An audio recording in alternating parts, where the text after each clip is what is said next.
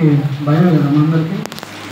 నువ్వు చచ్చిపోతావు రేపు అంటే అమ్ముగా నేను ఏం లేదు నేను చచ్చిపోతానంట అని అందరికీ ఫోన్ చేసుకొని లెటర్స్ రాసి మెసేజ్లు పంపించి నా పని అయిపోయిందన్న కదా. హిజ్కియా మరణకరమైనటువంటి రోగం వచ్చేసింది.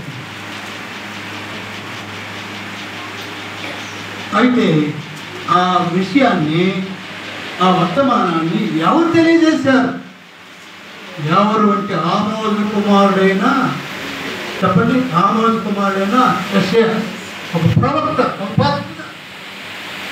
శాస్త్రంగా పాలించాడు ఈ ఊరికి, ఈ ఊరిలో కొంచెం ఇదవుతుందా అలాంటి అందరూ జరగబోతుంది చెప్తే పామతో బోధించారు.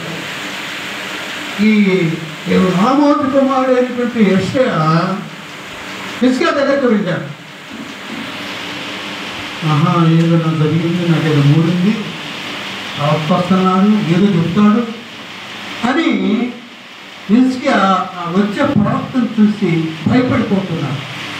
నేను మామూలుగా రాడేనా, ఆమోజు కుమారుడు దేశ మామూలుగా రాడేనా, ఏదో నాకు చావు కబురు చేసుకొస్తున్నాడు అని చాలా బాధపడుతున్నాడమ్మా. నీవు చూడండి ఇక్కడ ఆమోజు కుమారుడు యెషయా అతని యొద్దకు వచ్చి ఏమంటున్నా చెప్పండి, నీవు మరణమవుతున్నావు, బ్రతకవు కనుక నీ ఇల్లు.